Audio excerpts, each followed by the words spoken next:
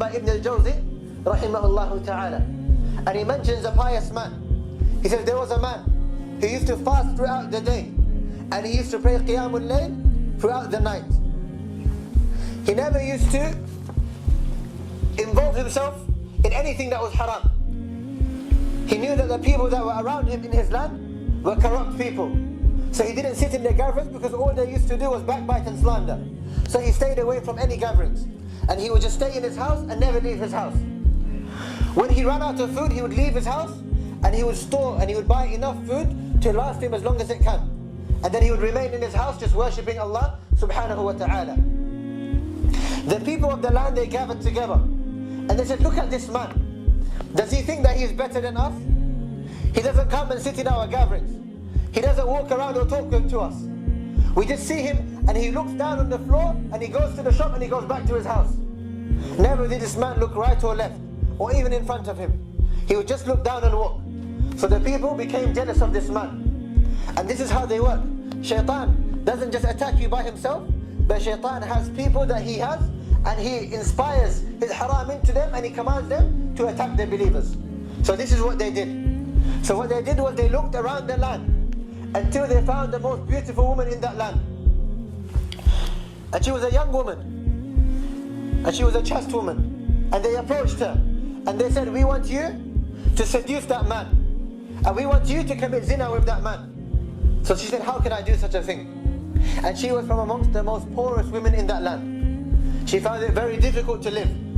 So they said to her, if you can do this, then we will give you the equivalent to your weight in gold.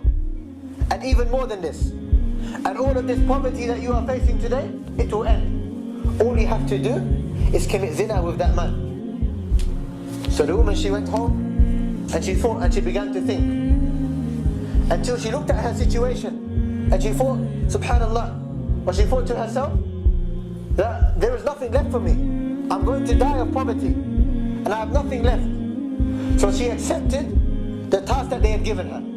And she said, I will go and I will commit zina with this man. So one cold night, she went and she knocked on the house of this man. She knocked on the door of the house of this man. So he opened the door and he saw a woman. So he closed the door. So she raised her voice and she said, please allow me to come into your house. I was traveling and I thought that I would reach my destination before night.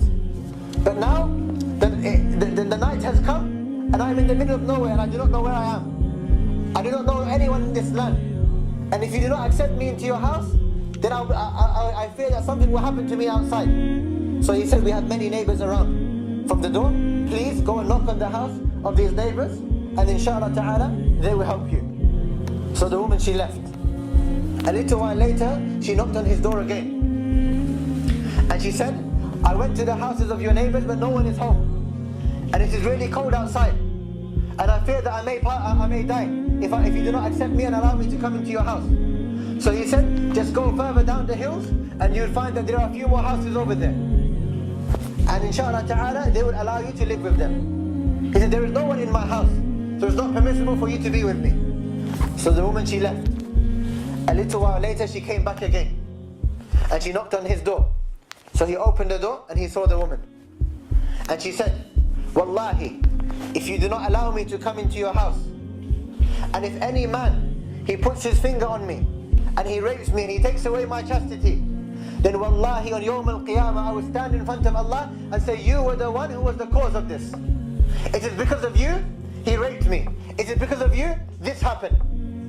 And I will blame it on you. And when he heard the name of Allah subhanahu wa ta'ala, he became really scared. Why? Because إِنَّمَا الْمُؤْمِنُونَ الَّذِينَ إِذَا ذُكِرَ اللَّهُ وَجِلَتْ قُلُوبُهُم. Because the believers, when the name of Allah subhanahu wa ta'ala is mentioned, their hearts begin to tremble. So this man, he became really scared. So he said, and he had 2 rooms in his house. So he said to her, he said, come and sit in this room. And do not knock on my door, and do not say anything to me. As soon as the time of Fajr approaches, leave my house and continue with your journey.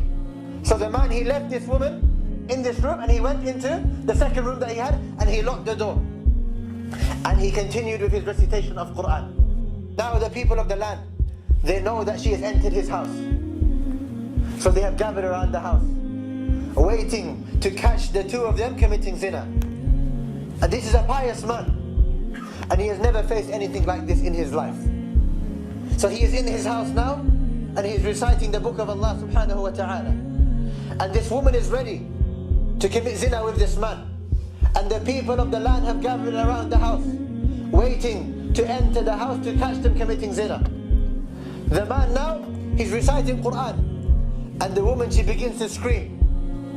She screams and she screams and she screams. So the man, he opens his door and he walks into the room where the woman is. He has a fire lamp with him, an oil lamp with him, and he walks into the room where the woman is, only to find that she is lying on the floor without her clothes on, and she is calling him towards her.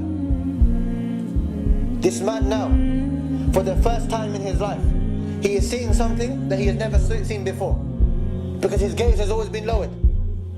He is feeling something in his heart now that he has never felt before. His mind is telling him things that he has never told him before. He has the most beautiful woman of the land in front of him, calling him for zina. What does he do? What would a person in this situation do? He has never seen anything like this in his life. The people now, they know. They heard the first scream from the woman, so they know that very soon they will catch them committing zina.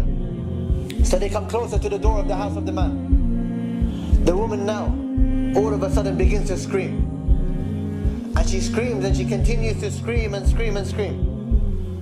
The people of the land, they break down the door of this man, the door of the house of this man. And they enter to find that the woman is on the floor, and the man is also on the floor. But the woman is in one side of the room, and the man is in the other side of the room. And the woman continues to scream, and she continues to scream.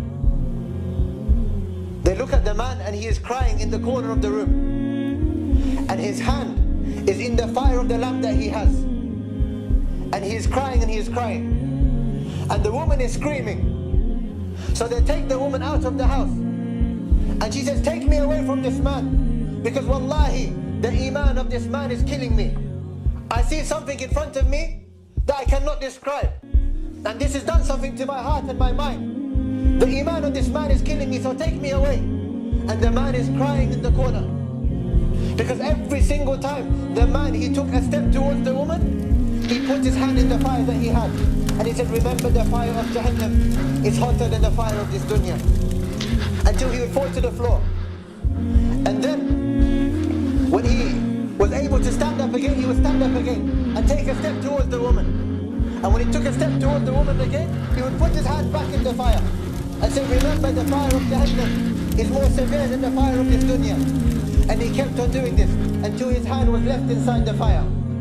And the woman began to scream and she was taken away. Then this man, he turned to Allah subhanahu wa ta'ala, and he said, "Oh Allah, forgive me for the sin that I have committed." What sin did this man commit? What did he do? He stayed away from zina. He stayed away from the most beautiful woman of the land. What sin did he commit? He said, "Oh Allah, forgive me for the footsteps I took towards that woman." Look at the iman of this man. Look at the iman of the righteous people. Nothing will tempt them. Nothing will take them away from Allah subhanahu wa ta'ala. Allah is calling you. Allah is calling you to say His name. Allah is calling you to come home.